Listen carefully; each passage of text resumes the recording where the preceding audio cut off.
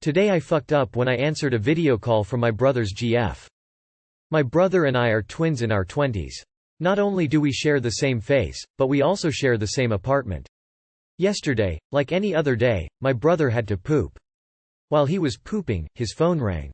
He always leaves his phone charging in the living room, which happened to be where I was at the time of the call. The caller was my brother's new GF. She was trying to video call him. I answered the call to see if the girlfriend would know it was me and not my brother. My intentions were harmless. I was just having fun. The girlfriend was calling from her accommodation in Bali, which is where her sister was getting married. The connection was really bad. We struggled to communicate. I repeatedly said my name and explained that my brother was in the bathroom, but it was unclear how much of that she understood due to the delay and us accidentally talking at the same time. Yeah, I was done playing Guess the Twin. The bad connection made me skip to the part where I was trying to inform the girlfriend that I was not her BF. I had no idea what she was able to hear, but at some point the screen froze during our video call. It was only frozen for a few seconds. When there was movement again, I noticed the girlfriend was spreading her bare butt cheeks in front of the camera. I quickly ended the video call. As soon as I heard the toilet flush, I knew what had to be done. My brother seemed somewhat confused when he saw me standing outside the bathroom with his phone in my hand. I said, "You're gonna hate me," and explained what happened. He was livid. He wanted to know if I hesitated before ending the call. Even though I said no, he wanted me to tell him how long I hesitated. He literally wanted numbers. 2 seconds, 5 seconds, etc. I was feeling pressured, so I said 2 seconds. Without wasting time, my brother called his girlfriend and explained the situation before handing me his phone and telling me to apologize to her. I apologized. The girlfriend accepted my apology. It seemed like the air was clear between me and the GF, so I asked her what was the name of the song that was playing in the background during the final moments of our video call. She laughed and asked which song. I said all I heard was, "WHAAAA wah wah." My brother grabbed his phone from me and walked away without saying another word. He's been avoiding me since yesterday. I think he's immune to all my apologies now. TLR, my twin brother's girlfriend video called him, but I answered because my brother was unavailable. The girlfriend thought I was my brother, her boyfriend, and showed me her butthole. Now my brother hates me. Story is BS, no one poops without their phone. Now you have to show her your butthole to make it even. Can you hear me? Can you tell me, does these hemorrhoids look normal? So Op posts an unbelievable story to a new account and proceeds to not respond to any comments? Doubt. Separately though, people grab each other's phones and answer them? My friends and I never pick up each other's phones. Just an unspoken agreement between us. The most we'll do is press a volume button to mute the ringer. I always keep my phone in the same area I'm in, anyway, so this sort of thing never happens. Not judging, just curious. Today I fucked up by assuming I had IBS. Not safe for work for a story containing both too much and far too little poop. So, I'm an idiot. This probably begins about age 10, where every time I ate a lot of pizza I would break out in a sort of nightmare-level rash on the backs of my knees and elbows.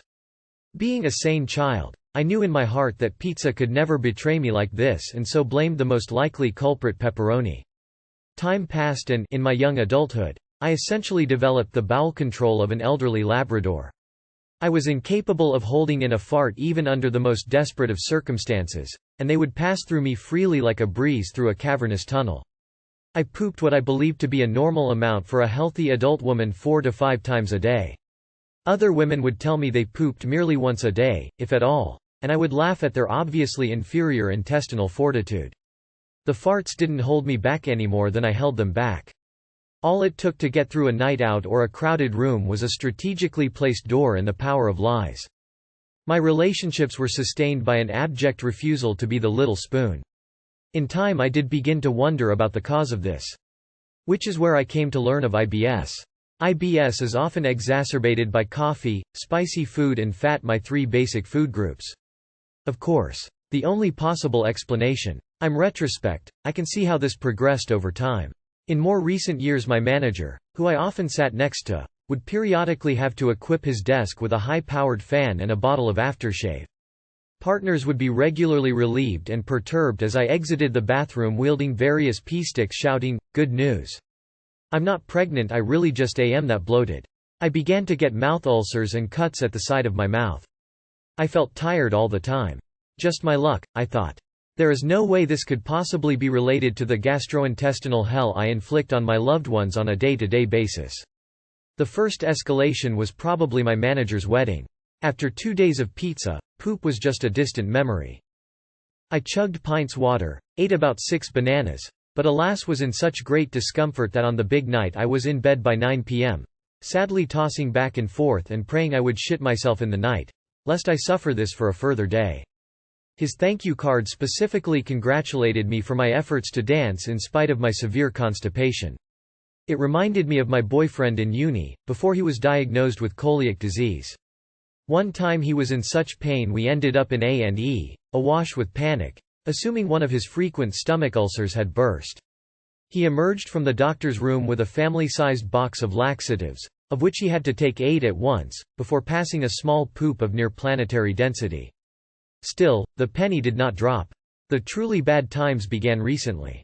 I felt nauseous constantly. I would feel fine for hours at a time and then, suddenly, I became more bloated than I ever had in my life and it would be like my stomach couldn't empty for me to eat more food. I began losing weight because I physically couldn't eat. The pregnancy tests intensified, to no result. There would be a worrying absence of poop, followed by an alarming volume of it.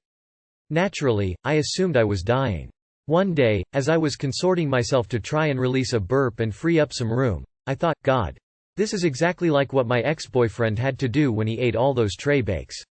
And then the penny dropped. And I took to Google. Apparently, 1 in 100 have celiac disease. This goes up to 1 in 10 if an immediate family member also has it. Which reminded me that I should probably call my sister, who has celiac disease, and see how she's getting on with her new cat. And that I could probably cut out bread. Anyway, after a few days of avoiding any gluten like the plague, my stomach has returned to normal. I have not been bloated. I have not had to run from a room to fart uncontrollably in a corridor. I feel more awake and comfortable than I have in months. Doctor is booked for next month. Too long did not read. I probably have celiac disease, like my other family members, and have been coasting in denial and willpower alone until recently, whereupon I became very unwell. What a wild story from start to finish. I assumed it was the cheese doing you in, as that also sounds a lot like a lactose intolerance mixed with dairy allergy. I'm glad you've figured out that it is celiac. Who's this goofy ass MF in the comments loudly crying? Came here to read a story about poop, left confused by the comments. Commenting just so the schizo can respond to me as well. Well, at least you know how to laugh at yourself. It's a good thing you've got that going for ya. Tears of joy. Apparently the average person poops from 3 to 14 times a week, in case anyone else is suffering with poop options and has no idea how big of an outlier you are. Today I fucked up when I spoke to the surgical planner. So, I'm getting surgery, and when I met the surgeon, I quite literally became Twitter-pated, transfixed, obsessed, hypnotized. He is so good looking he should be on TV. Plus, he's a really caring one too. I harbor no illusions about a relationship, but I'm crushing hella hard. I'm also surprised about my feelings because I've never felt this way about any doctor. So anyhow, the surgery was postponed and today I just got the update. I was also going over new symptoms with her. I was so happy that I blurted out to the scheduler that, please don't tell him but he's so hot, I mean those blue eyes and everything. Well, he was on the call. I just heard him say, well, that's good to hear. I wanted to die. How am I gonna face this man surgery day? Too long did not read. Got surgery date infest my undying love for my surgeon to scheduler, surgeon heard everything. I won't need anesthetics, I'll pass out just looking at you.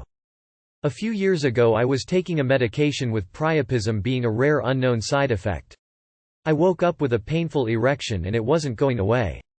Well, after the 4-hour mark and an awkward conversation with my then girlfriend we went to the emergency room.